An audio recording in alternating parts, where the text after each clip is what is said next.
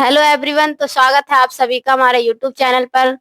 तो आज की क्लास हम शुरू कर रहे हैं। आज की क्लास में हम कराने वाले हैं प्रतिशतता। ठीक है, प्रतिशतता यानी परसेंटेज। जो कुछ क्वेश्चन है मैं आपको कराने वाली हूँ, बिल्कुल ध्यान से देखते रहें, वीडियो में लास्ट तक बने रहें।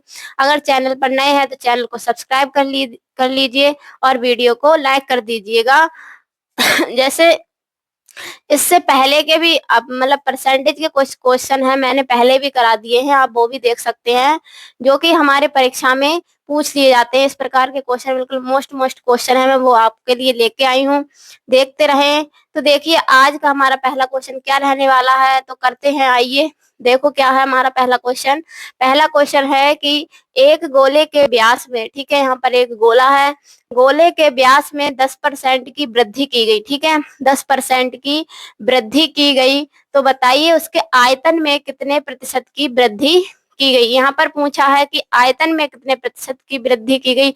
इससे पहले की मैंने जो क्लास ली है उसमें पूछा है कि क्षेत्रफल में कितने प्रतिशत की वृद्धि की गई। अगर क्षेत्रफल में पूछे तो हम कैसे निकालते हैं वो भी मैंने बता दिया, आप वहां से जाकर देख सकते हैं। आज की क्लास में हम करने वाले हैं कि आयतन में कितने प्रतिशत की वृद्धि या कमी की गई है या कितना परिवर्तन हुआ है, वो हम सारे के सारे क्वेश्चन कराने वाले हैं। तो देखते रहिए, मैं यहाँ पर आपको क्वेश्चन कराऊंगी, आप बिल्कुल समझ जाएंगे। बिल्कुल नॉर्मल आसान तरीके से कराने वाली हूँ। तो देखिए क्या है कि एक गोले के व्यास में 10% की वृद्धि की गई। ठीक है, 10% की हमसे वृद्धि कहा है और पूछा कि आयतन में कितने प्रतिशत की वृद्धि की गई। पहले हम क्या करते हैं, उनके विमाओं की वृद्धि निकाल लेते हैं। ठीक है, विमाओं की वृद्धि कैसे निकालते हैं, तो क्या है 10% की वृद्धि की गई। हमसे वृद्धि की बात कर दी जाए तो हमें कुछ नहीं करना, बस प्लस ही लगाना है। कैसे कि 10% की वृद्धि की गई तो 10 लिख लीजिएगा। ठीक है, फिर 10 प्लस 10, फिर प्लस 10 गुणा 10 बटे 100। ठीक है, ये कर लेना है। ये मैंने उस दिन भी पहले की क्लास में भी बता दिया है कि ये किसका रूप है। जैसे यहाँ पर ले लेते हैं x प्लस वाई, ठीक है, मान लेते हैं plus x into Y upon 100। ठीक है, इस फॉर्मूले में हमें लगा देना है। ठीक है, अगर यहाँ पर कह दिया जाता कि कमी की गई तो हम कुछ नहीं करते, बस क्या है माइनस का प्रयोग कर देते। हमसे पूछा है कि वृद्धि की गई तो हमने प्लस लगा लिया है। देखिए जैसे 0 से 1 0 कटा, 1 0 से 1 0, फिर क्या है 10 प्लस 10, 10 और 10 मिलकर कितना हुआ 20 हो गया ना।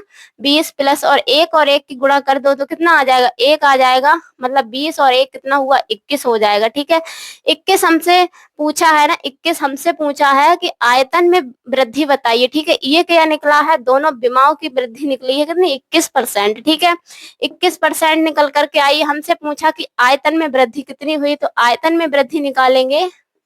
ठीक है, आयतन में वृद्धि की बात कर ली जाए तो क्या करना हमसे, 21% ये निकल करके आया है हमारा, और 10% पहले की वृद्धि है वो अब हम उन दोनों का निकाल देंगे। तो 21%, ठीक है, 21 प्लस 10, ठीक है, प्लस 21 गुणा 10 बटे 100 हो जाएगा। ठीक है, 1 0 से हम 1 0 काट देंगे, 21 और 10 जोड़िएगा कितना हुआ 31 हो जाएगा। प्लस मतलब जब 21 बटा 10 है तो यहाँ पर कितना आ जाएगा 2.1। ठीक है, जब हम 10 से भाग कर देंगे तो कितना आ जाएगा 2.1, यानी 2.1 जो है हमें 31 प्लस 2.1 जोड़ देना है, कितना आएगा 31 2.1। ठीक है, पॉइंट के नीचे पॉइंट 1 और 1 और 2 3 और 3। ठीक है, मतलब 33.1%, 33.1% क्या है हमारी आयतन में वृद्धि निकल करके आ जाएगी। इस प्रकार से हम आयतन में वृद्धि को आसान तरीके से निकाल सकते हैं।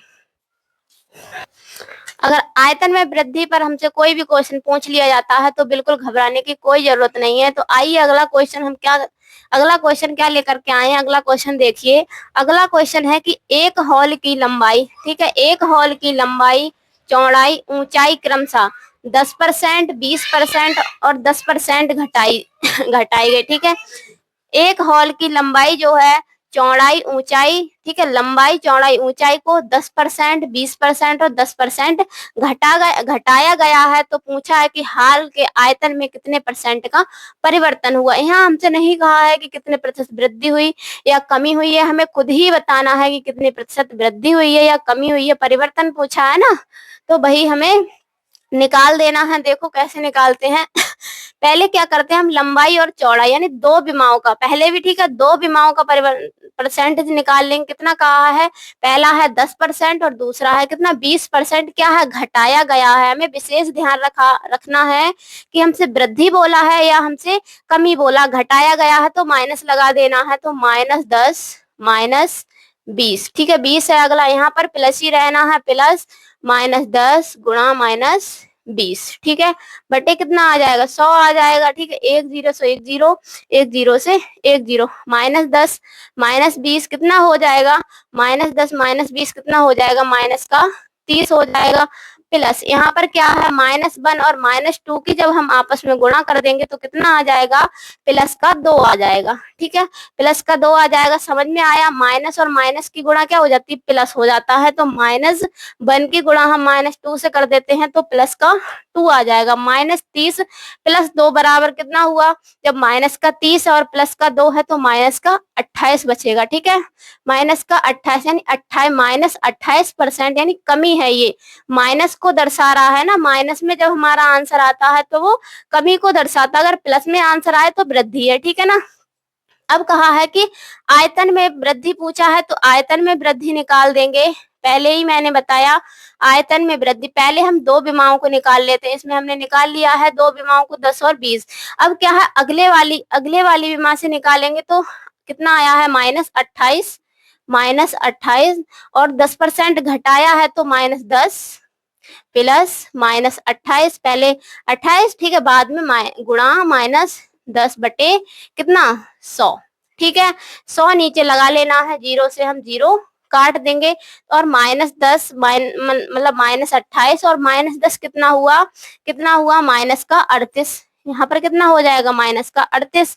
अब यहाँ पर कितना है, -28 की गुणा जब -1 में करेंगे तो कितना आ जाएगा, प्लस का 28 हो जाएगा, ठीक है, अलग करके देख लेना है, प्लस का 28 माइनस की गुणा प्लस हो जाएगी, तो बटे कितना है 10 है, जब हम 10 से 28 में भाग करेंगे तो कितना आएगा 2.8 आएगा, ठीक है 2.8, तो प्लस का कितना आया 2.8 आ जाएगा, 2.8 आ जाएगा, माइनस का 38 प्लस माइनस मतलब प्लस का 2.8 है तो कितना बचेगा देख लीजिए, 38 में से 2.8, ठीक है 0, यानी 10 से 8 गया 2 पॉइंट, यहाँ कितना बचा 7 में से 2 गया 5 और 3, यानी 35 माइनस का 35.2%, ठीक है, माइनस का 35.2, जब माइनस में हमारा आंसर आया है तो क्या है यहाँ पर कमी आई है, ठीक है, कितने का परिवर्तन हुआ, कितने का परिवर्तन पूछा ना, कितने परसेंट का परिवर्तन हुआ, तो हुआ है